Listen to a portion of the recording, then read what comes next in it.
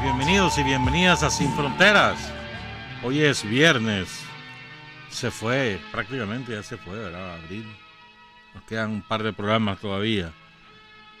Hoy es viernes 24 de abril de 2020 con Carlos Hurtado Ordóñez y con Luis Enrique Guerrero a las 6 de la mañana con 30 minutos. Sin Fronteras, la revista con William Griggs Vivado en la primerísima 91.7 y 105.3 FM. Bueno, a las 6:33, saludos a una cumpleañera, una niña de 10 años, cumple 10 años hoy, Giovanna Denis Ordóñez Cortés, de parte de la familia Cortés Ruiz, allá en Villa Libertad. Llamó a su abuelo, pero no nos dio el nombre, su abuelo, tampoco Luis Enrique lo pidió. Está bueno. Felicidades a la familia y a Giovanna Denis Ordóñez Cortés. No vamos a hablar tanto del tal virus en el sentido de estadísticas y eso, sino de un par de enfoques y luego los voy a sorprender. Vamos a hablar de la montaña, de la guerrilla en la montaña, de los enlaces concretos de la guerrilla con Sandino, de la vida del campesinado hace 45 años. Vamos a relatar quién fue Bacho Montoya. Pero antes, pues algunas cosas, algunos enfoques me parecen relevantes. Empecemos. La derecha se está reagrupando. Todos estos que han estado pronosticando el fin del capitalismo, el fin del imperialismo y no sé cuánta cosa más, creo que se están equivocando del medio al medio. La derecha internacional ha lanzado, como siempre hace, a su cabeza de Troya, a su caballo de Troya. Y el escribano de la extrema derecha, contratado por los grandes millonarios de este mundo, que se llama Mario Vargas Llosa, lo contrataron y ya escribió su manifiesto, le dice. Lo firma lo más rancio de la clase política contratada por la extrema derecha en América. Uribe, un asesino contumaz. Macri, que dejó en la bancarrota Argentina. Ernesto Zedillo, que fue el instrumento del organismo financiero internacionales para terminar de hipotecar México. ¿Quién más? Estaba Sanguinetti, el de Uruguay, el otro de Uruguay, la calle, el otro de Uruguay. O sea, la escoria de la clase política de América firma eso. Y por supuesto ahí está otro criminal de guerra llamado José María Aznar, un tipo que vomitivo, que provoca náuseas solo de leerlo, provoca náuseas. Responsable, el primer responsable de lo que ahora le ocurre a España, la tragedia espantosa de España, con esto del virus. Entonces ellos adviertan ahora que el verdadero peligro es el estatismo, el intervencionismo y el populismo. Es impresionante, ¿verdad? Una de las causas por las cuales los países no han podido enfrentar con eficacia la mortalidad del virus es la ausencia de un sistema de salud al servicio de sus ciudadanos. ¿Ah? O sea, la privatización de la salud es una de las causas. No. Dicen que ese es un peligro, el estatismo. Impresionante, ¿verdad? Se van reagrupando. Pero lo impresionante es, a ver, en América, los gobiernos que han tomado un giro antidemocrático en la formalidad burguesa no han sido los gobiernos de izquierda, sino los gobiernos de derecha, al servicio de Estados Unidos, encabezados por Buqueflas. Ahí me mandó a decir una amiga que así le dicen a Bukele, Buqueflas, por Cantinflas, Buqueflas. buque flash que se ha pasado llevando a todo mundo, que manda a patrullar al ejército con tanques incluidos. Luego está Ecuador con Lenín Moreno. Y después está el Perú con Vizcarra. O sea, esos son los tres países. Bueno, y Chile, el Chile de Sebastián Piñera. Esos 4 países han hecho atrocidades, verdaderas atrocidades en términos de políticos y libertades formales de la democracia burguesa. Atrocidades. Y no pasa nada. No los denuncia nadie. Ese manifiesto de los sicarios de la derecha lo que hace es señalar a Nicaragua, a Venezuela y a Cuba. Pero serán absurdos. Los 3 países con mejores resultados en el enfrentamiento de la epidemia son los señalados. Por eso te digo, la extrema derecha difícilmente va a ceder así nomás su poder económico, su poder político, su poder ideológico. Pues. Ahí se van reagrupando, ahí van poco a poco. hasta a Pedro Sánchez, hasta ese, se lo pasan llevando. Otro que... Pero bueno, pues otro día te hablo de él. Otro dato importante. 2 datos importantes. Dice Antonio Guterres, que es Guterres, no es Gutiérrez, no Guterres, que es el secretario general de la ONU, que la pandemia está creando una crisis humana, que la pandemia del COVID, que es una crisis humana, está creando una crisis de derechos humanos. Denunció que hay discriminación en la prestación de servicios públicos, por ejemplo, en Estados Unidos. Es impresionante cómo desechan a la gente. A la gente que si no tiene recursos, si es negra o si es latina o si es inmigrante, la desechan, es literal. La mandan a morir. No las admiten en los hospitales. Por ejemplo, ¿no? Pero no solo es ese el ejemplo. Ya les voy a contar otro par de ejemplos. ¿Verdad? Dice que las desigualdades sociales impiden el acceso a los servicios públicos y esto causa una crisis de derechos humanos. La pandemia ha tenido efectos desproporcionados en algunas comunidades y señaló al auge del discurso de odio, ataques a grupos vulnerables y el riesgo de agresivas respuestas de seguridad que socavan la respuesta sanitaria. Oigan bien, auge del discurso del odio, ataques a grupos vulnerables, ataques y el riesgo de agresivas respuestas de seguridad. O sea, es una manera muy diplomática de formular el sacar al ejército a la calle y comenzar a reprimir al ejército, a la policía en todas sus especialidades. Eso es lo que está haciendo, lo que está diciendo, pues. Advirtió de un creciente etnonacionalismo, es decir, nacionalismo de las etnias, el populismo, el autoritarismo y una reacción contra los derechos humanos en algunos países. La crisis puede ofrecer un pretexto para adoptar medidas represivas con propósitos no relacionados con la pandemia. Y aquí somos dictadura y aquí dicen una mentira tras otra, tras otra, tras otra, tras otra. Ocupan el rumor como su principal fuente de terror en el mundo, en el país. Y no se ha tomado ni una sola medida ha tomado el gobierno. Y tiene razones suficientes para haberlo hecho. Tiene una policía cibernética, ya se debe saber quiénes están provocando la infamia a través de las redes sociales y perfectamente se podría enjuiciar. Está tipificado en el Código Penal y no se ha tomado una sola medida y siguen. Y nosotros avanzando en el territorio. Con la gente, explicándole a la gente. Más de 3 millones de visitas van ya. Según explicaba ayer la vicepresidenta Rosario Murillo. Esa es la manera de avanzar y la eficacia, y la eficacia, y la eficacia. La desgracia que ayer murió uno de los pacientes. Una desgracia, mano. Miren, quería hablar sobre eso antes de meterme a los otros 2 temas. Rapidito. Una de las cosas más dolorosas de todas esas muertes, de los 150,000 muertos que hay en el mundo, Es 180.000, creo que van ya, 180.000.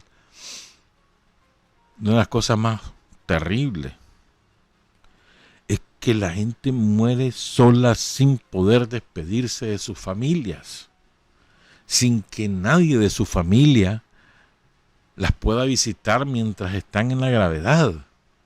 Mueren literalmente solas. Y a veces pasan semanas conectadas al respirador en una sala de cuidados intensivos, con el único contacto que tienen es con las enfermeras y los médicos. Y aunque estén inconscientes, ustedes saben que una persona inconsciente puede estar inconsciente, pero el oído, está probado eso, pues que el oído se mantiene activo. O sea, las personas escuchan lo que está ocurriendo. Entonces, esas personas se van de la peor manera posible, pues. O sea, es sumamente triste. Y para la familia es aún peor. Se enteran que se murió y le dicen, y usted no puede ver el cuerpo ni tampoco lo puede enterrar. Porque el cuerpo es portador del virus. Y tenemos que sepultarlo de inmediato, o si usted quiere, lo cremamos. Pónganse en un lugar, a ver, ustedes, ¿les gustaría que a ustedes les pasara eso? Que a su papá, a su mamá, a su hermano, a su hermana, a su hija, a su hijo, a su nieto o a su nieta se contaminen con el virus, caigan en crisis de neumonía, les coloquen un respirador, fallezca y desde que ingresó al hospital hasta que murió, ustedes no lo vuelven a ver a su deudo. Jamás lo vuelven a ver. Es más, ni muerto lo vuelven a ver. La angustia, ¿no? Estar allá afuera. ¿Se va a morir? ¿No se va a morir? ¿Qué estará pensando? Pobrecito, pobrecita. Ese es un sufrimiento inenarrable para la familia. Estás hablando de 180.000 familias en el mundo que han sufrido de esa manera. Y eso que no nos metemos a los que han muerto en sus casas, que se cuentan por miles.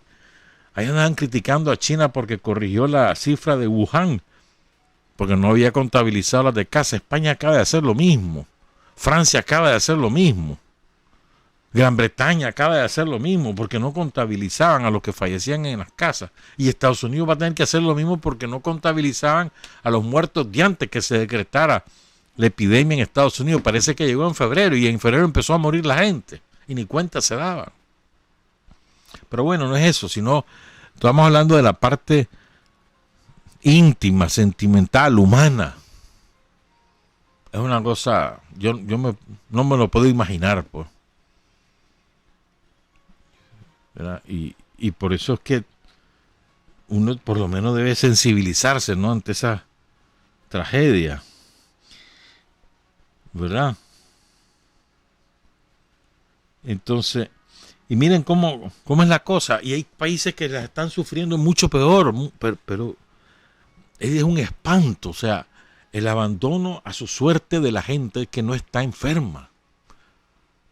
Pero como los que sí tienen trabajo y son dueños de la riqueza no quieren ser contaminados, cierran los países, cierran las economías y mandan a la gente que trabaja por cuenta propia o que trabaja por un salario diario, la mandan al desempleo y al hambre. Entonces vos ves cosas terribles, por ejemplo en el Perú. Mirá, en el Perú, ¿no has visto esas imágenes del Perú? Busquen lo que está pasando en el Perú, una cosa escalofriante. Miren, como la gente, como lo que pasó en la India, como la gente que ha bajado de la sierra, los indígenas, que no se sienten así, pero bueno, lo son, que han bajado de la sierra a las grandes ciudades del Perú, sobre todo a Lima, al Callao, son los cinturones de miseria que hay allá. Esa gente se quedó sin trabajo y no tiene que comer. Entonces, han decidido, como no hay además transporte público, han empezado a caminar. Llevan 300, 500 kilómetros a pie sin nada más que la ropa que llevan puesta. Porque eso aligera la marcha. Y en el camino alguna persona les ayuda y les da un bocadito o les da agua. Y ahí van caminando. Y además eso es subiendo a los Andes, imagínate vos, a la Sierra Andina del Perú. O sea, estás hablando de verdad, de cosas de espanto. De espanto, lo que pasa en Ecuador, en El Salvador mismo. Yo no sé qué va a pasar en El Salvador dentro de... Yo calculo que la primera semana de mayo a más tardar ahí va a reventar. Va a reventar. Ahorita la tienen bajo control a punta de armas. Pero eso no es mentira que eso va a seguir eternamente. ¿Verdad? Sin meterme a las chanchadas que está haciendo Bukele, las que hizo ayer y demás. Yo los invito a que vean lo que ocurre en otros países que no tienen un gobierno como el de Daniel, ¿verdad? Y que no tienen una revolución en el poder. Aquí tenemos una revolución que defiende los intereses de la gente, tenemos un sistema de salud pública que no es el mejor del mundo, pero es el mejor de Centroamérica, que no les quepa la menor duda. Y tenemos sobre todo el pueblo organizado e informado. Y entonces, y tenemos una revolución que se preocupa no solamente por el bienestar de salud, sino el hambre también causa enfermedades, el hambre mata. ¿Saben cuántas personas murieron ayer por hambre en el mundo? ¿Saben cuántos murieron por hambre? 23,000 ayer. Hoy también van a morir otras 23,000.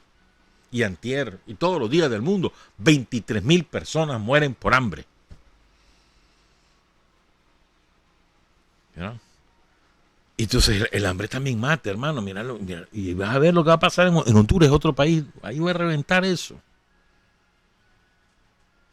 Entonces, echen una mirada. No solo se fijen en los muertos y los no sé qué, y también fíjense en los funcionamientos de los países y lo que está pasando con los que no están enfermos, pero que los están obligando a no trabajar y a no tener ingresos y que no hay sustitución de esos ingresos. Ni comida. Échenle un ojo. Es atroz, ¿verdad? En fin, no solo nos enfrentamos a una pandemia mundial de salud, sino también a un desastre humanitario global, dijo el Programa Mundial de Alimentos el martes. Millones de civiles que viven en países marcados por el conflicto, incluidas muchas mujeres y niños, corren el riesgo de morir de hambre. Y luego está el desempleo masivo. Se calcula que en Europa habrán 60 millones de desempleados al terminar este año. Ya en Estados Unidos van alrededor de 26, otros dicen que ya son 31 millones. Son cifras que varían según en la fuente a la cual acudís. Pero el desempleo de estas personas no es que te quedaste sin trabajo y ya está, pues, pero tenés otro. No, hermano, es que te quedaste sin trabajo y no hay manera de resolver eso. Y tenés una casa que alquilar, que rentás y que tenés que pagar, y si no te corren de la casa, o si es tuya, pero estás pagando la hipoteca, el banco te va a correr de la casa. Y tenés la energía eléctrica que pagar y el agua que pagar. Y si tenías a los chavalos en las escuelas, tenías chavales y estaban matriculados en la escuela, en la universidad, tenés que pagar eso porque todo es privado y no hay forma. Esto es una cosa, son tragedias tras tragedias. Y a veces no dimensionamos la cosa. Por eso es que digo, yo agradezco que sea Daniel el que está de presidente. ¿Quién sabe cómo estaríamos, hermano? ¿Quién sabe? Y más, los resultados están a la vista.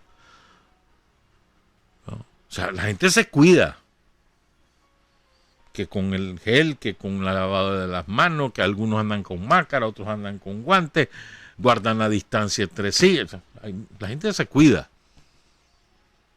pero también trabaja y busca la comidita del día.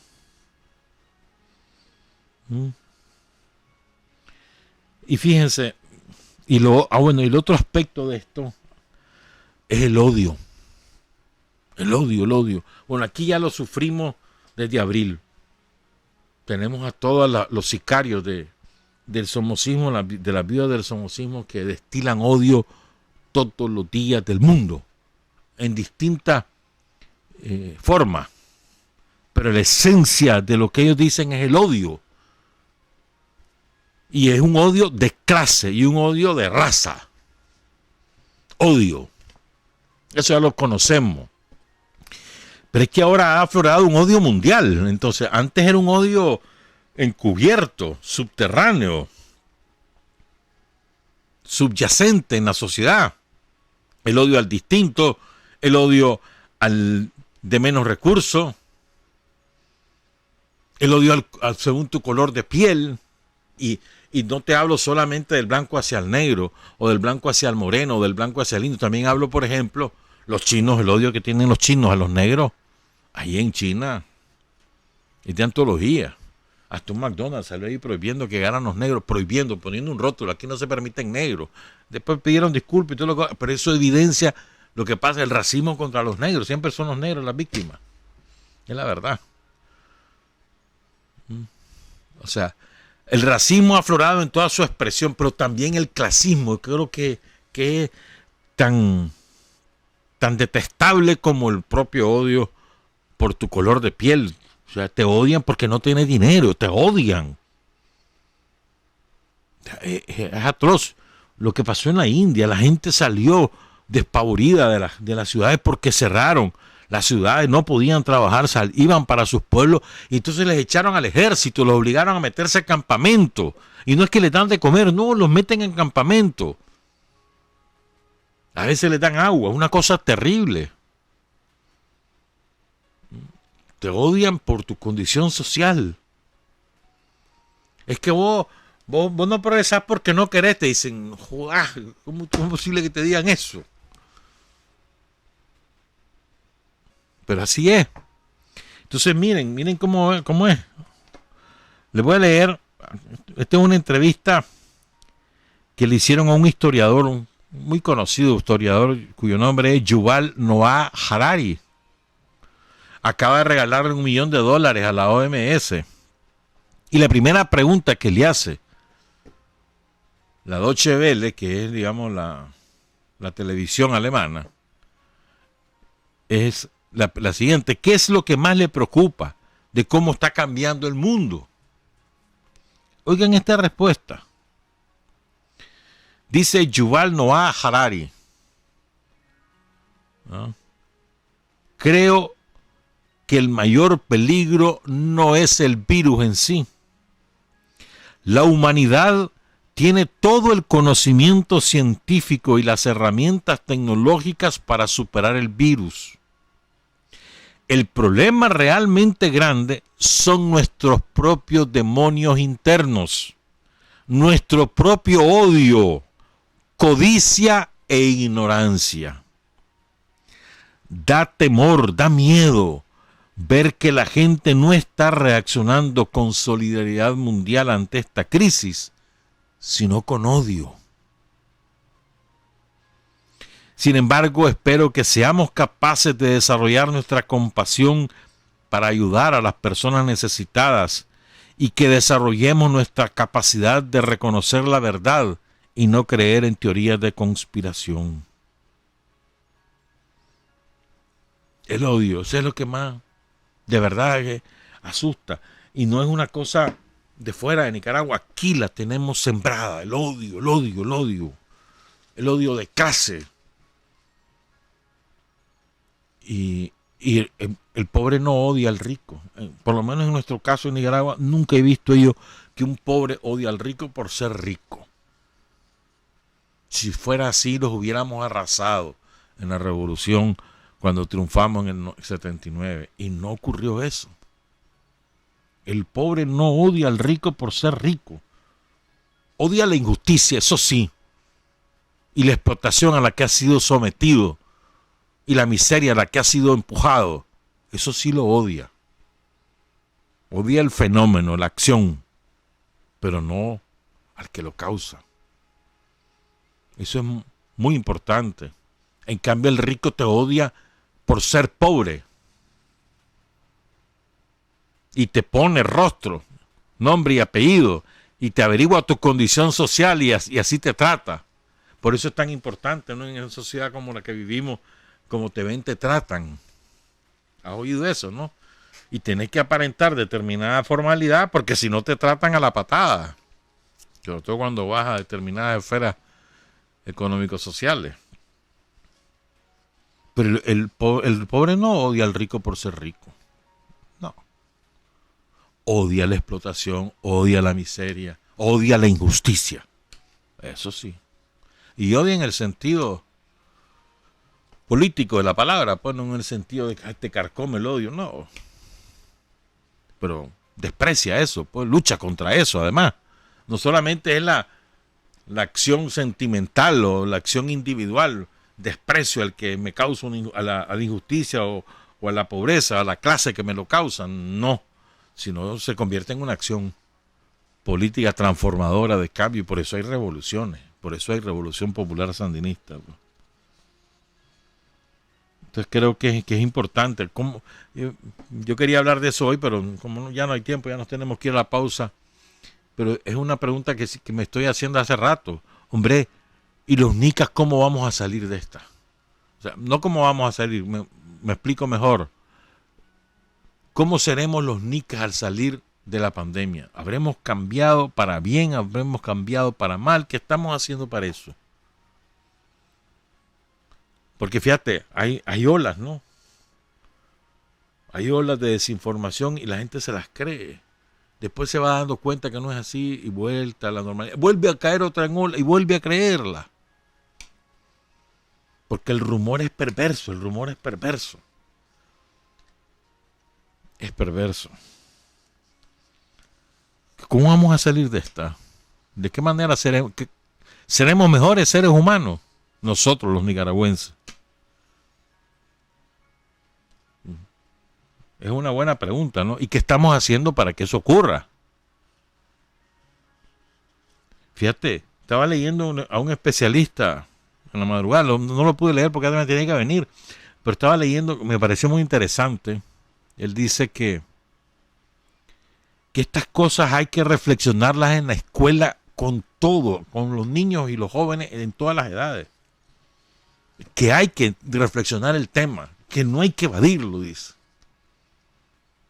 Que hay que hablar con los chavalos de estas cosas, de cómo estamos haciendo, de cómo nos ha cambiado, de por qué, si tenés miedo, por qué tenés miedo. Y hay que hablarlas en las escuelas, me parece sumamente interesante y creo que tiene la razón. Ahora en la universidad que acaban de reanudar las clases, habría que discutir estas cosas con franqueza. ¿No? Me parece muy importante y muy interesante ese punto de vista. Son las 7 de la mañana con 1 minuto, regresamos. Hay hombres que luchan un día y son buenos. Hay hombres que luchan un año y son mejores. Pero hay hombres que luchan toda la vida. Esos son los imprescindibles. 7 de la mañana con 4 minutos. Uno de los más extraordinarios testimonios que se escribieron durante la revolución en los años 80 es el de Omar Cabeza. En su libro La montaña es algo más que una inmensa estepa verde, que son sus recuerdos, sus reflexiones dictadas, conversadas con varias compañeras, entre ellas Pilar Arias, recuerdo, que después tomó la forma de un libro y se publicó en el 80, 81, por ahí. ¿Verdad? Y fue un boom literario. Ganó el premio Testimonio de Casa de las Américas, el de mayor prestigio de los que se otorgan en América Latina. Y eso fue en el 82. Entonces yo extraje pasajes no están en el mismo orden que están en el libro, sino los agrupé por tema. De los capítulos 17, 19 y 20. Y les quiero leer con el propósito que, sobre todo las nuevas generaciones, los que tienen menos de 40 años, quizás menos de 50 incluso, conozcan, reflexionen sobre 4 temas. ¿Cómo fue ese enlace que hubo entre los guerrilleros y Sandino en la práctica? No en los libros, en la práctica. ¿Cómo fue? ¿Cómo era la vida de los campesinos en las montañas, en el campo? ¿Cómo transcurría su vida cotidiana? Con el propósito también de qué manera forjaba la montaña el carácter de los guerrilleros, de los revolucionarios. O sea, cuán cierto era eso. Y el 4 tema, que hace mucho tiempo quería hacerlo, busqué a algunas personas que lo hubieran conocido, nunca encontré y me acordé finalmente un día de esto. ¿Sabes quién habla de este hombre? Me dije yo mismo, Omar Cabeza. Y me puse a buscarlo y efectivamente ahí está. Bacho Montoya, un hombre vital para la guerrilla en la zona de Condega, de Ocotal, Macuelizo, esa zona, y de extraordinaria calidad humana. Van a escuchar entonces ustedes estos 4 temas, lo vamos a ir leyendo. Entonces, empiezo con esto, a ver. ¿Qué pasaba en aquel momento en la zona? ¿Verdad? Y cuenta Omar, había una sequía de la gran puta ese año, 1975. No quedaba comida ni maíz y la gente ya se había comido todas las gallinas. No había frijoles, solo tortillas de trigo millón, que eran horribles, feas. Yo nunca las había comido, dice Omar. Don Toñito, esta sequía, ¿cómo nos ha golpeado? No hay frijoles, no hay arroz, no hay nada. Las gallinitas que teníamos ya las comimos. Ay, qué lástima. Pero vamos a buscar un milloncito para hacerle tortillas, le dijo un campesino con el que se topó Omar ahí en la zona de Yalí. El seudónimo en aquel momento de Omar era Antonio. Después, poco después, meses después, se cambió a Juan José. Así lo conocí yo como Juan José. Y sigue Omar. Así seguimos todo un recorrido desde los terreros hasta la hacienda San Jerónimo. En una de tantas me presenta Toño a un campesino que se llama Moisés Córdoba, un hombre de unos 30 años. Ah, ustedes son sandinistas, nos dice susurrando como con miedo, pero también como sabido. Cuidado, lo ven que nos van a matar a todos. Mi papá fue sandinista. A mí se me iluminó el bombillo. ¿Y tu papá está vivo?, le digo yo. Sí, me dice. Está vivo, ahí vive en la casa con mi mamá. Porque yo vivo aparte, en una ranchita. Que paré con la mujercita, con los chavalos ahí. Y no podemos hablar con tu papá. A saber si él quería. Preguntándole tal vez. El día que ustedes pasen de vuelta, platican con él. Al oído, susurro. Mi papá fue sandinista. 75.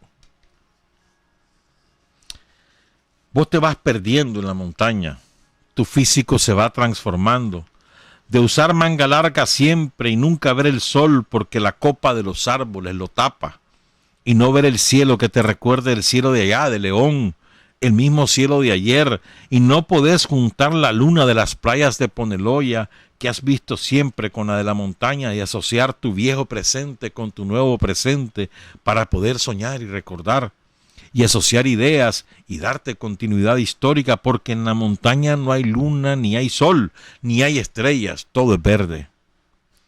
El cuerpo se te pone blanco pálido. Las manos no son manos de tantos chimones, de tantos rayones de espina, de bejuco, de zarza, de no lavarte, de no bañarte. Y las palmas de las manos gruesas de tanto usar el machete, el hacha y de socar el bambador de la mochila o de poner la hamaca o de bajar las cosas calientes del fuego. Los dedos callosos, tus manos, tu propio cuerpo de quien vos sos dueño, al que vos mandás, empieza a transformarse paulatinamente ante tus propios ojos sin que vos lo podás evitar.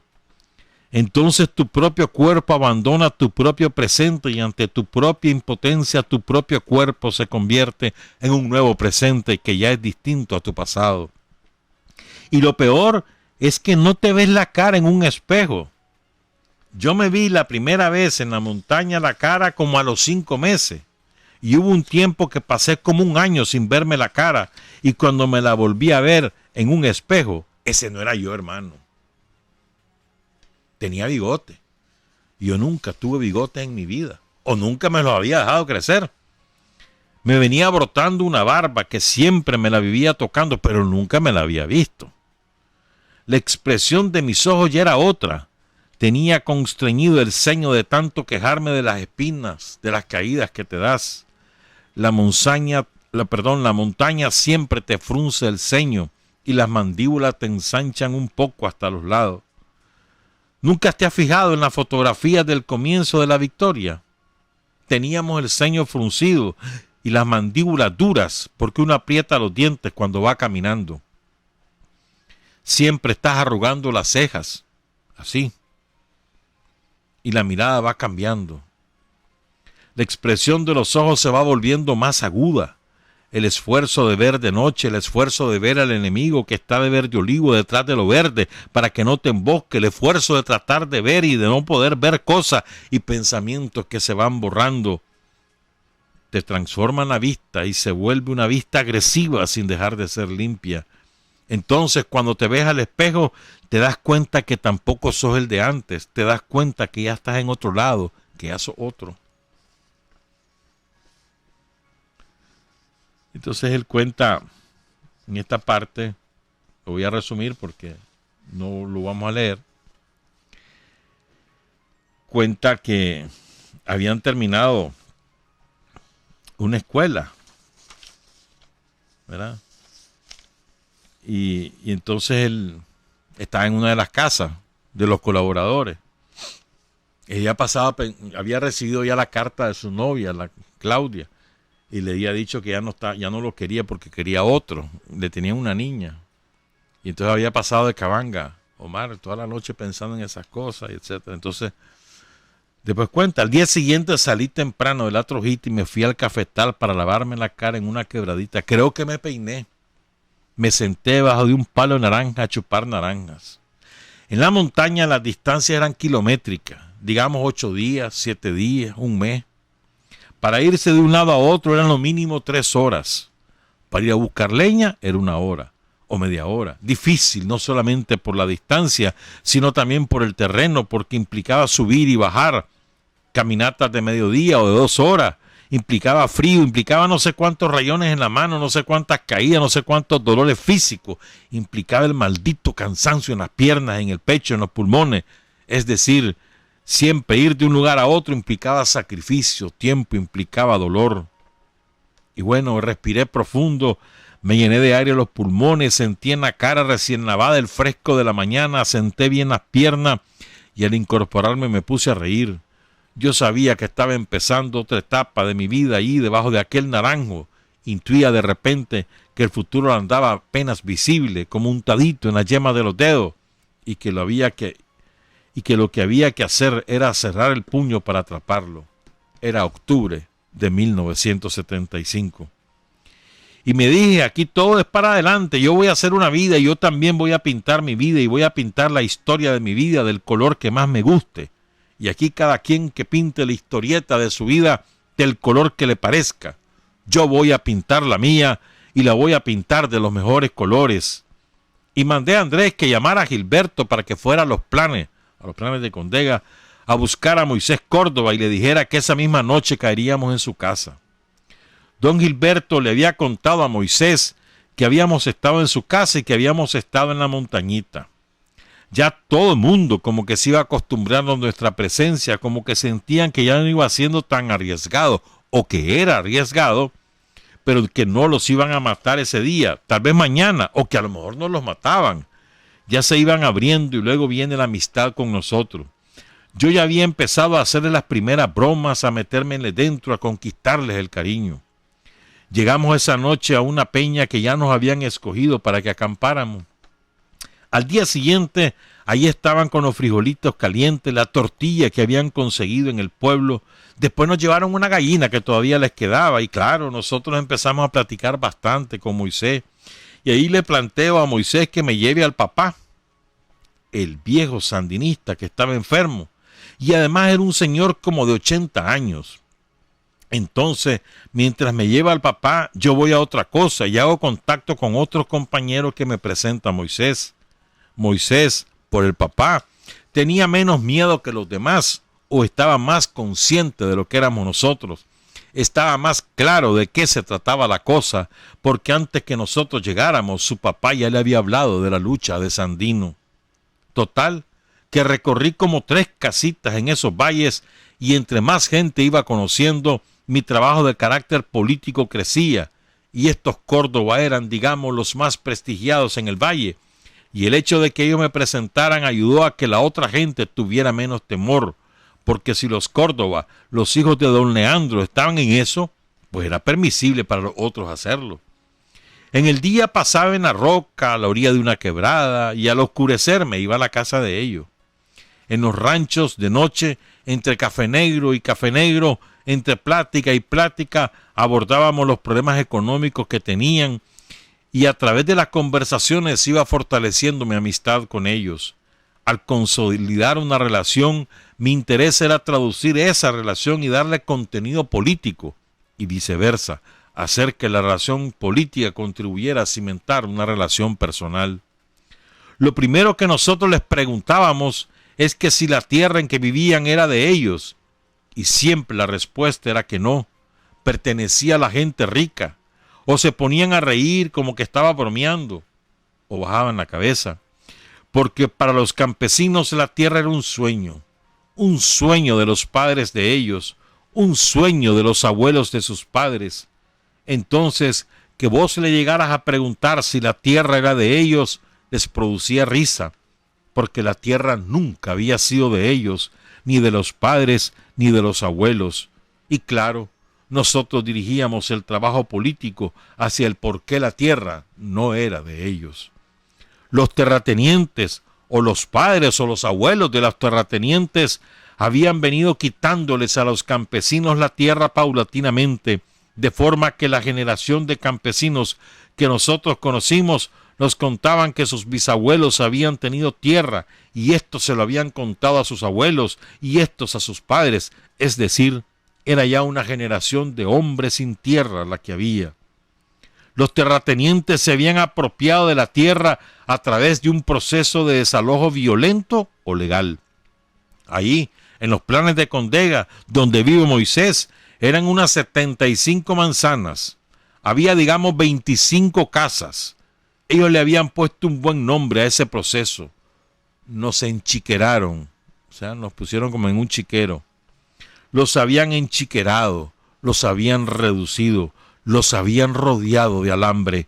Entonces, estos campesinos se le trabajaban a tierra al terrateniente, le cuidaban el ganado, y los que estaban enchiquerados tenían que sembrar en tierras que les prestaba el terrateniente vecino. Una parte del tiempo que les sobraba lo dedicaban a sembrar en las tierras que el terrateniente les alquilaba. Luego, al sacar la cosecha, tenían que vendérsela al mismo terrateniente. Y por supuesto, le tenían que comprar al terrateniente la sal, las limas, los machetes, las mejorales, las pastillas, en un comisariato que tenía el terrateniente allí. Nosotros le agarrábamos la mano a los campesinos, unas manos bien gruesas, bien fuertes, bien toscas, y les preguntábamos, ¿y esos callos de qué son? Y ellos respondían que esos callos eran del machete, del trabajo en la tierra, y nosotros les preguntábamos que si ellos tenían esos callos a consecuencias de trabajar la tierra, ¿por qué la tierra no era de ellos, sino del patrón? Tratábamos de irle despertando al campesino el sueño que tenía. Queríamos hacerle ver que aunque era un sueño peligroso porque involucraba luchar, la tierra era un derecho de ellos, y empezábamos a cultivar ese sueño. A través del trabajo político, muchos campesinos fueron asumiendo el sueño, es decir, asumiendo la posición de lucha frente a la tierra. Había otros compañeros que no vivían allí, sino que eran rancheros.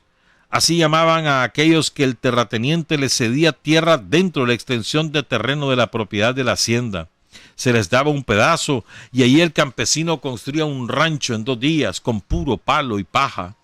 Entonces este compañero era doblemente explotado, porque si bien los que estaban enchiquerados estaban explotados, el problema es que el de la ranchería estaba además viviendo en el terreno del terrateniente.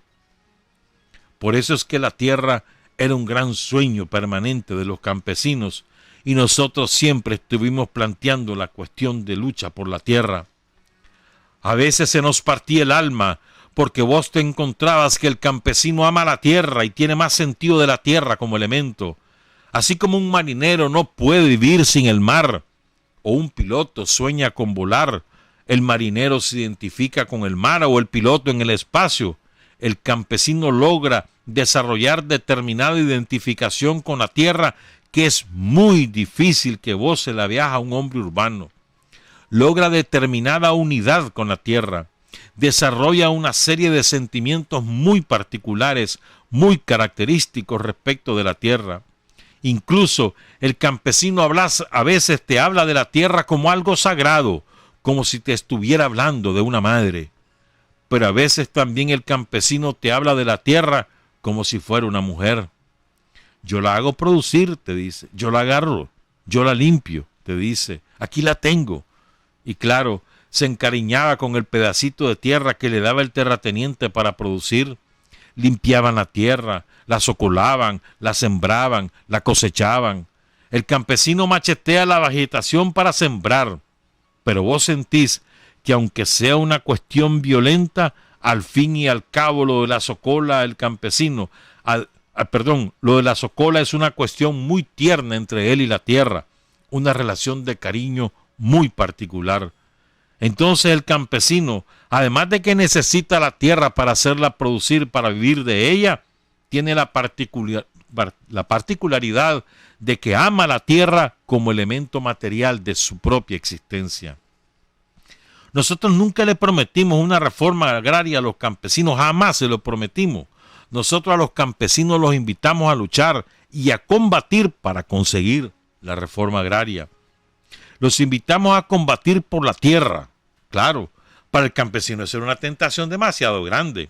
¿Cómo aguantarse y no combatir por lo que para él es madre, mujer, medio de vida, cariño, sentimiento, relación secreta, como es la tierra? Era muy difícil que el campesino renunciara a combatir, sobre todo cuando uno le va despertando el sentimiento y la idea de la lucha de clases. El campesino no solo era desarrollar, como dijimos, sentimientos afectivos, sino que los sentidos, las cuestiones sensoriales, las desarrolla más con respecto a la tierra. Él tiene más tacto, su tacto es más fino con la tierra. El olfato lo desarrolla en función de la tierra. Él te dice, tierra quemada, tierra sembrada, tierra socolada, tierra mojada, lo que sea. El crimen más grande de la dictadura de Somoza era negarle la tierra al campesino, porque negarle la tierra era como mantener muertos viviendo allí, errantes. El campesino sin tierra es como un zombi, está sacado de su elemento, sin su elemento está desgarrado. Es por eso que animales del campo, mujer e hijos y tierra es todo un elemento, es un conjunto en el campesino, es su universo indivisible. Por eso te digo que el campesino que no tiene tierra es un hombre incompleto, es un hombre sin alma. El alma del campesino es la tierra, es el elemento que le da vida, que lo mueve, porque él la quiere no solo para cosechar y para vivir de la tierra, como tienen que vivir los hombres de la tierra, sino que además se enamora de ella, guarda una relación íntima con ella, y la mujer y los hijos son parte de esa misma relación con la tierra. Después de hablar bastante, ya como a las 9 de la noche, me volví a la peña a acostar.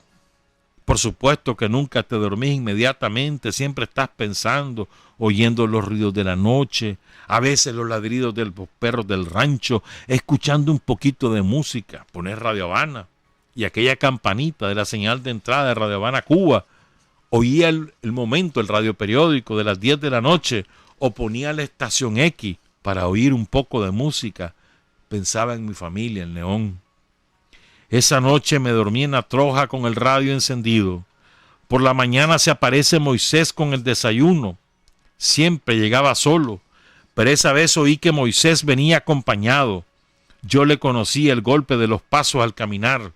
Uno más o menos identifica a la gente de tanto oír el golpe de los pasos, la fuerza de los pasos, el ritmo de los pasos. Percibí que eran los pasos de Moisés, pero más despacio, y vi que alguien venía con él. Nos preocupamos. Andrés y yo nos pusimos de rodilla en tierra, con las pistolas y la granada parapetados. Pero cuando alcancé a ver bien, sobre la picadita que viene a la peña, noté que detrás de Moisés venía un viejito. Y le digo a Andrés, ¿será ese el papa de Moisés? En efecto, me dice Moisés, Juan José, este es mi papito. Este es mi papacito, mi papito.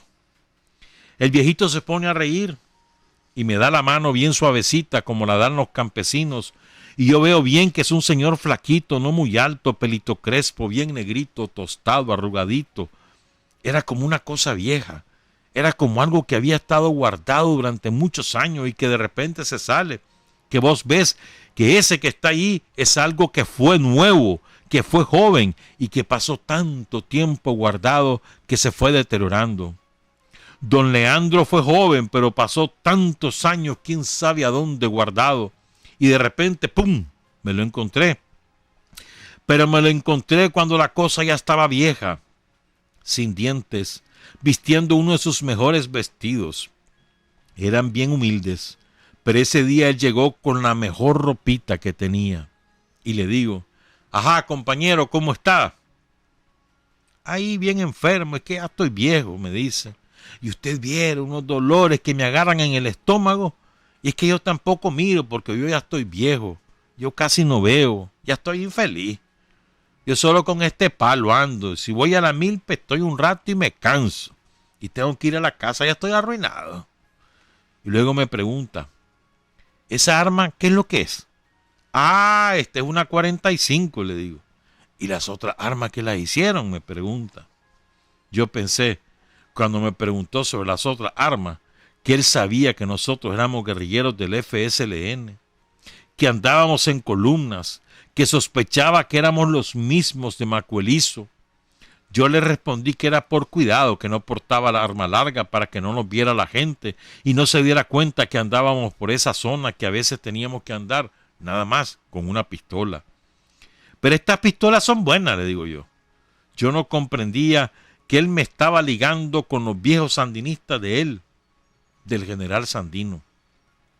Entonces me está preguntando por las otras armas, como quien dice, las armas que andábamos ayer. ¿Qué las hicieron? Para él, ese momento que estuvo guardado y se hizo viejo fue un instante de 40 años. 40 años, pero fue un instante. Como diciendo, ¿a dónde dejaron el Enfield o el Mauser o la 30 que teníamos? Luego me dijo con don de sapiencia y mucha seguridad, esas animalas son buenas, charchaleaban bien. Una vez el general Sandino me manda a traer unas tortillas a Yalí, y bueno, y se suelta. Yo dije en mis adentro, qué cosa más bella, hacer de cuenta que estabas tocando a Sandino, que estabas tocando la historia, y ahí mismo me di cuenta lo que significaba la tradición sandinista.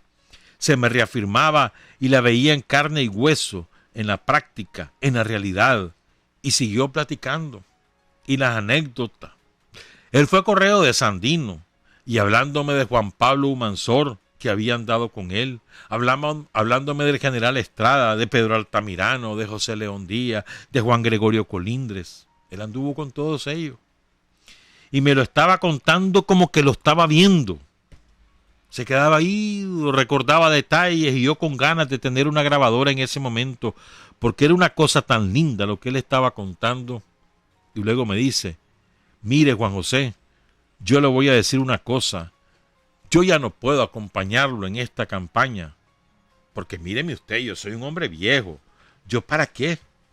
Yo con gusto, pero ya no puedo, ya no aguanto una jornada más, ya esta campaña no la resisto, pero yo tengo un montón de hijos y todos mis nietos, aquí están estos muchachos, y me señala al hijo, yo se los voy a dar para que allá anden con ustedes, porque aquí tenemos que hacer la fuerza todos, y esto no hay que dejar que lo acaben. Pero me está diciendo que no hay que dejar que lo acaben como si nunca hubiera sido interrumpido, como una continuación de lo que él había vivido con Sandino. Y entonces yo me sentí bien y me sentí mal, me sentí feliz, pero me sentí un tanto afligido, porque yo miraba que a veces las cosas no nos cuajaban. La guardia reprimía y mataba. Eran tiempos duros eso. No, puta mano, pensaba en mis adentro. Esta gente es valiente o es ignorante. O no saben a lo que se meten o son irresponsables. Te da esa sensación porque yo me decía, ¿cómo es posible que estén matando un montón de gente al lado de Ocotal? Que salió en todas las radios, que mataron compañeros, que la guardia tuvo con helicópteros, con aviones, con miles de soldados. ¿Cómo es posible que hayan matado a toda esa gente y que este señor, siendo nosotros solo 2 hombres allí, se esté comprometiendo en un proyecto que aparentemente en esos momentos no pasaba más de ser una aventura peligrosa? Aunque justa, pero atrevida. ¿Cómo es posible, después de todas esas represiones, de todos esos muertos, de todos esos reveses, no solo de esos reveses, sino de los reveses que ellos como sandinistas con el general Sandino habían sufrido, cómo era posible que este hombre, después de la muerte de don Bacho, me estuviera planteando que si él no fuera viejo me acompañaría? Y que como está viejo y no aguanta una campaña más, me va a dar a todos sus hijos. ¿Cómo es posible? Luego, hasta ahí, condiciones de vida de los campesinos, el primer enlace con un viejo sandinista, un poco las condiciones de la montaña, la forja del carácter de la montaña, y ahora vamos a contarle de don Bacho Montoya. Son las 7:36. A Omar lo habían nombrado la dirección del frente como responsable militar de una escuela guerrillera que se organizó allí en Condega, en los planes de Condega, por Cantagallo, por toda esa zona. Los responsables de la escuela eran Carlos Manuel Morales, Pelota, y Bayardo Arce. Augusto Salinas Pinel, el profesor Augusto Salinas Pinel, era el responsable logístico de la escuela, porque él trabajaba en esa zona, organizando clandestinamente a los campesinos, pues, a los compañeros. La escuela empezó más o menos el 14 de junio y terminó el 14 de julio. Ya desde el principio habían olfateado que la guardia los había detectado. Y ahora comienzo con el relato sobre Bacho Montoya. Ya terminó la escuela militar, recuerden, él va con unos compañeros, ¿verdad? Y cuando detectan que la guardia los tiene rodeados, el problema es que ellos llevaban armas, pero armas de cacería, no eran armas de guerra. Y además los compañeros, si bien ya habían terminado la escuela de entrenamiento, ninguno había tenido jamás combate. De los muchachos, de los alumnos. Lograron sacar a Bayardo, lograron sacar a Carlos Manuel, supuestamente porque iban a llevar vehículos para sacarlo, pero ¿qué va a hacer? La guardia los tenía rodeados. Entonces, Omar y otro compañero quedan aislados en una quebrada, y ahí pasan toda la noche cerca de la casa de un colaborador, pero la casa está tomada por la guardia. Entonces ahí empieza este relato. A las 3 de la mañana empezamos a hacer el intento de salir, pero no por la quebrada, porque sabíamos que iban a emboscar la quebrada, sino por el monte, y lo logramos. Salimos y al fin fuimos a dar hasta la ciudad, hasta Condega. Y me encuentro con la ciudad sitiada. Logré llegar a la casa del señor aquel que jugaba gallos, y cuando entro como a las 5 de la mañana, pega el brinco y me dice: criatura, ¿y qué andas haciendo en la calle? Pues buscando contactos, le digo yo. Porque fíjese que estábamos ahí adentro y la guardia nos tiene rodeados. Los compañeros se quedaron esperando para que los lleguemos a sacar. Ay, mijo, perdón, es Ocotal, no Condega. Ay, mijo, váyase, que todo Costal está preso, dice. Han quebrado y capturado a todos los colaboradores. La situación de Ocotal era realmente dura. La guardia había ocupado la ciudad y las capturas eran masivas. A Guillermo Cáceres Bank, el compañero chofer del vehículo al que decíamos Fittipaldi cariñosamente, lo tenían colgado de los pies, de los dedos de los pies, cachimbeándolo en el cuartel. Todas las estructuras, las casas de seguridad, la red de colaboradores habían sido quebrados y la gente se sentía horrorizada. Aquello me chocaba, me hacía mierda a mí, porque la pobre gente se volvía a embarcar y la cosa no salía adelante. Pero también sabíamos que teníamos que salir adelante. Las cosas que nos fuimos a otra casa, logramos hacer contacto con Bayardo y Pelota y me dicen los compañeros: aquí no podemos hacer nada, estamos listos hasta el tronco. El regional aquí en el pueblo está en el suelo, no nos podemos mover. El que ustedes salgan del pueblo va a ser un éxito, Regrésense para allá. Vos, Omar, responsabilízate con Salinas de la gente, me dicen. Buscá cómo sacar a esa gente por la carretera, por donde querrás, pero ustedes saquen a esa gente. Aquí tenés estos reales, aquí están estas latas. La gente se nos estaba muriendo de hambre allá en la montaña. Entonces volvemos a salir de noche, bordeando el pueblo con miedo de las patrullas que andaban peinando la zona, con los grandes sacos llevando el poquito de comida en latas, sin vehículo. Solo falta que ya no los encontremos a los muchachos, pensaba yo, porque existía la posibilidad de que la guardia hubiera quebrado al resto de colaboradores en la zona y ya no pudiéramos retomar el contacto con los compañeros.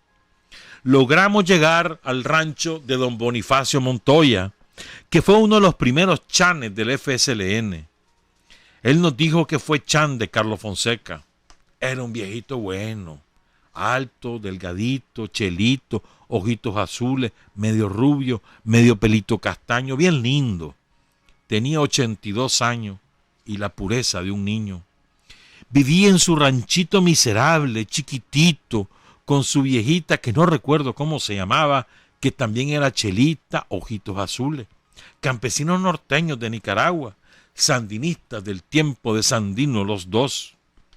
Los encontramos viniendo de la quebrada de jalar agua con un balde y les caímos. Don Bacho, muchachos, métanse para acá, entren al rancho, nos dice apenas oyó que lo llamábamos. Cuidado, los miran allá afuera, que ahí anda la guardia. ¿No ha visto a la muchacho?, le pregunté yo. ¿Cómo no? Yo los tengo en un cerro, nos dice. Era una cumbre pelada que solo las cabras podrían subir allí, los garañones. Nos dio café negro y nosotros le preguntamos: ¿no ha venido la guardia aquí al rancho? No, dice la viejita. Y si viene la guardia, aunque sea agua caliente, le echo. Aquel viejito, don Bacho, era una página de la historia. Me contaba Augusto Salinas Pinel que cuando llegó por primera vez donde don Bacho en nombre del frente, el viejito se alegró de entrada. ¿Ves?, dijo, ¿ves? Yo sabía que iban a volver a pasar. Y es que yo les tengo unas cosas enterradas a ustedes que dejaron en vez pasada. ¿Y qué es?, le preguntó el profesor Augusto. Una cuestión de los machos que tengo allí, que ustedes dejaron la última vez que pasaron. Y buscó debajo de un tronco y desenterró un pequeño salveque militar, un salveque del tiempo de la ocupación yanqui, que vos lo agarrabas con la mano y se te deshacía. Y dentro del salveque un montón de tiros de Enfield. ¿Te das cuenta? El viejito los tenía guardados. ¿Te das cuenta? El viejito los tenía guardados y todos los días los sacaba a solear porque él sabía que algún día iban a pasar de nuevo los sandinistas. Si ustedes me ayudan, yo los voy a llevar donde están los muchachos, dice don Bacho. Y lo agarramos. Casi no podía caminar de viejo y empezamos a subir con él, llevándolo casi chineado entre Mairén y yo. Encontramos solo a una parte de los compañeros que se estaban muriendo de hambre. En una de las caminatas, como era tanta gente y solamente Heriberto Rodríguez iba de jefe de la columna, se fracturó en la marcha y como solamente había un chan o ninguno, no estoy seguro, una parte se quedó rezagada y se dislocaron. Porque si uno deja de ver al compañero que va adelante, si no conoce el terreno, se pierde y se desgarita. Y a partir de ese momento se busca cómo salir por sí solo. Nos mataron a 3 o 4 compañeros y los otros lograron alcanzar la carretera. Nos cogieron a 1 o 2, uno de ellos de Estelí, un muchacho extraordinario que había sido de los mejores en la escuela. Salinas, Mairén y yo nos responsabilizamos de buscar cómo sacarlo. Ya en el cerro repartimos a los compañeros las cosas que llevamos de comida, las latas, más unos mangos que habíamos cortado donde don Bacho, que tenía como 8 días de estar nada más comiendo mangos, no tenía comida por la sequía. Ahí estaban los compañeros ocupando cada uno sus posiciones en los acantilados, 15 o 18 compañeros a lo sumo. A medida que iba subiendo el cerro te encontrabas que estaban apostados con sus escopetas, con sus 22, con sus Enfields, con lo que sea, apostados en los acantilados, en los desfiladeros. Para verlos desalojados, la guardia hubiera necesitado aviones porque era muy difícil sacarlos. Estábamos dentro del cerco de la guardia, nos estábamos moviendo dentro de ese cerco y la cosa era salir de allí, porque la guardia empezaba a tirar patrullas de lado a lado, buscando cómo chocar con nosotros para luego apretar el cerco.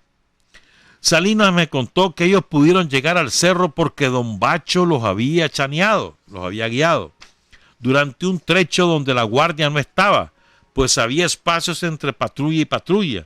Y como don Bacho conocía bien, sabía cómo pasar cerca de una patrulla sin ser visto por la otra patrulla.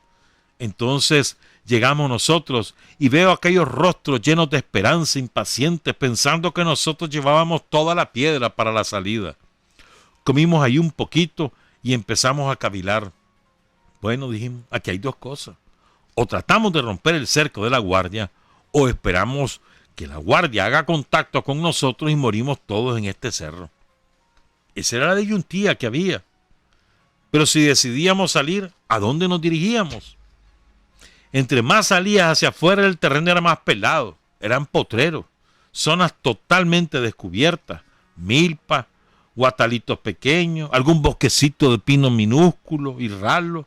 Era difícil salir de ahí.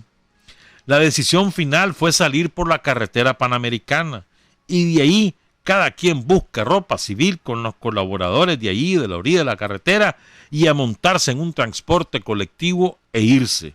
No había más que hacer. La misión era salvar a la gente para que volviera a las ciudades.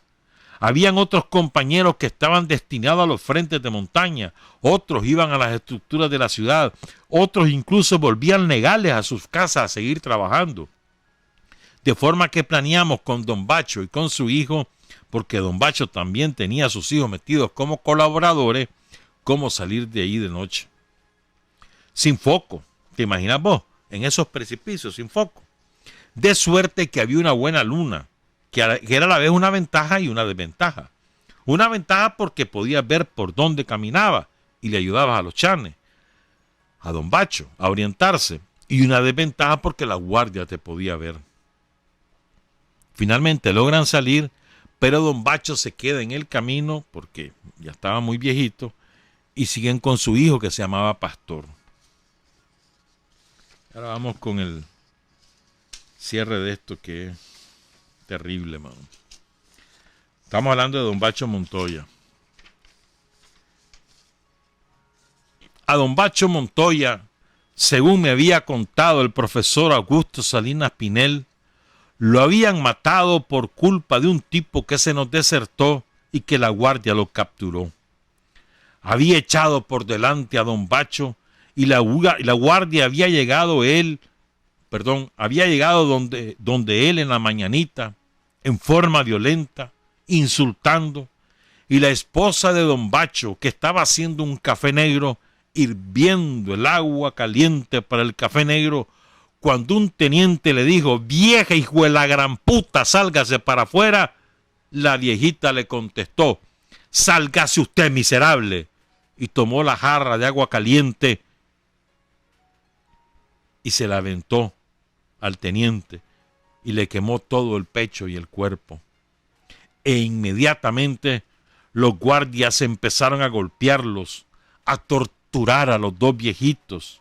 Les arrasaron el ranchito, se lo botaron, agarraron a patadas el fogoncito, les desprendieron del techo las babosaditas en que ellos cuelgan las tacitas y el queso, la cuajada.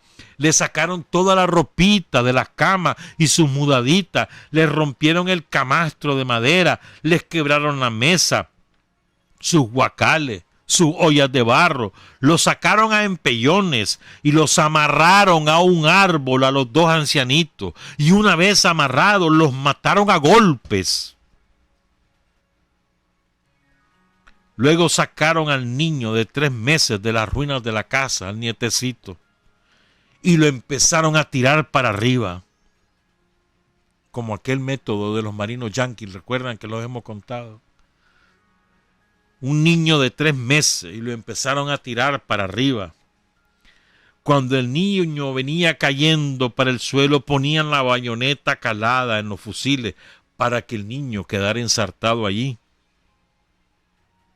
Lo sacaban de la bayoneta y lo volvían a tirar para arriba, y hacían una competencia entre los guardias, que cuando tiraban para arriba al niño y no les quedaba ensartado porque nada más les prensaba un bracito, los guardias que estaban observando se burlaban de los que tiraban al niño y no lo podían ensartar en la bayoneta. Era la fiesta de los buitres, y don Bacho muerto a golpes, y su esposa muerta a golpes. Su gran alegría, me acuerdo, cuando hicimos contacto con él, y la vida que irradiaba cuando lo vimos irse con nosotros a romper el cerco, parecía que vivía de nuevo y con su rabia comprimida desde cuando el general Sandino. Por eso cuando don Leandro me habla así, yo pienso en don Bacho.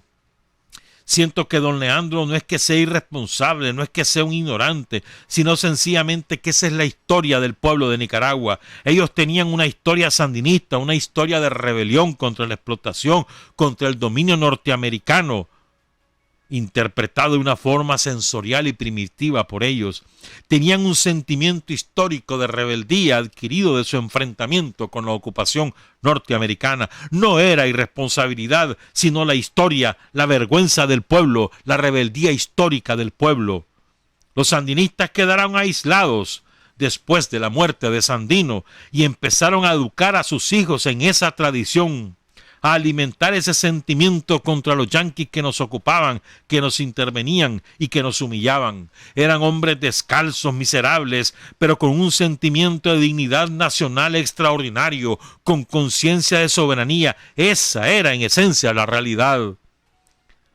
Ahí me di cuenta que el Frente Sandinista estaba formando a sus militantes en una gran firmeza revolucionaria, una gran testarudez revolucionaria, un gran sentido de la dignidad y del combate, pero que estos principios no eran nuevos, no los había inventado el FSLN, sino que ese era un patrimonio histórico, era un tesoro que íbamos ahí a desenterrar.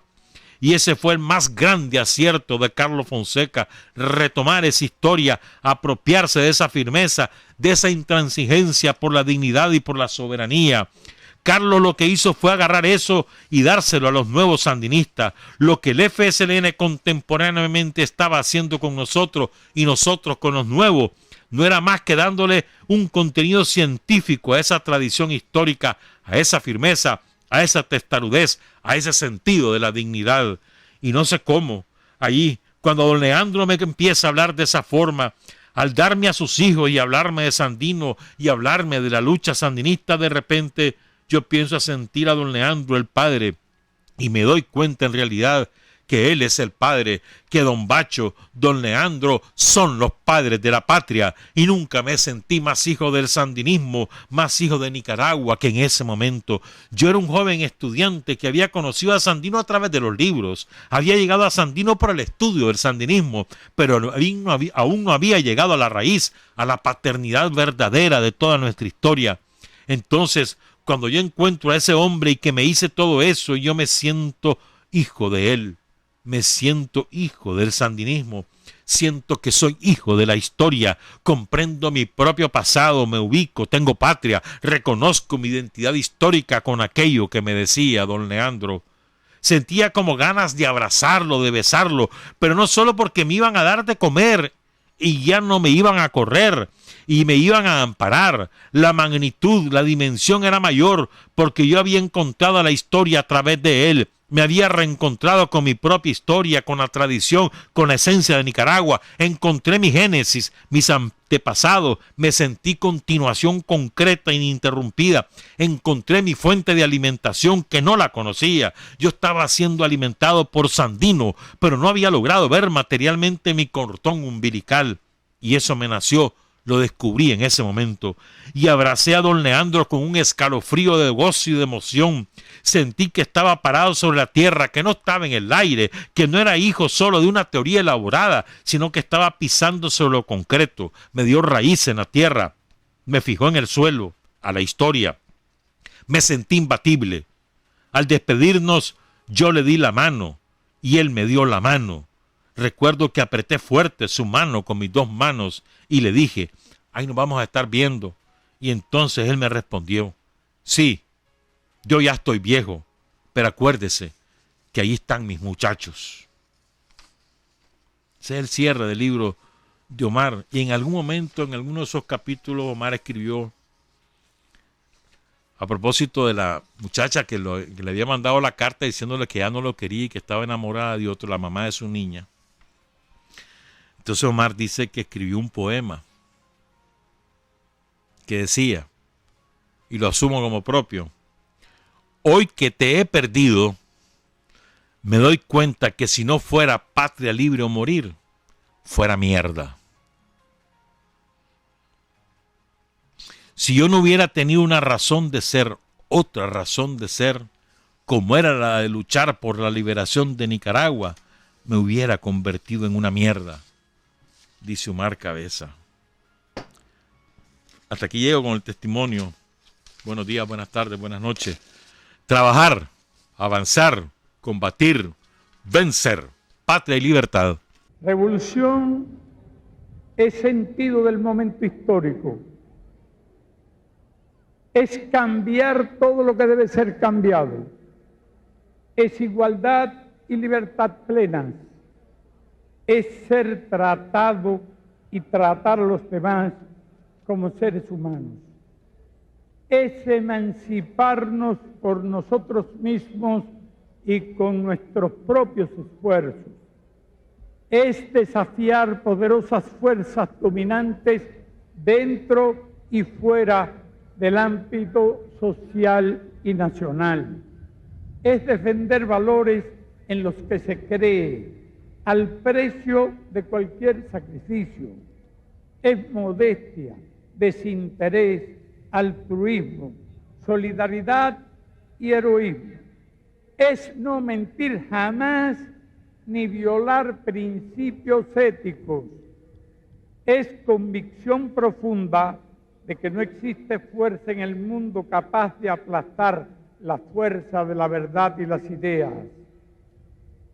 Revolución es unidad, es independencia, es luchar por nuestro sueño de justicia para Cuba y para el mundo, que es la base de nuestro patriotismo, nuestro socialismo y nuestro internacionalismo.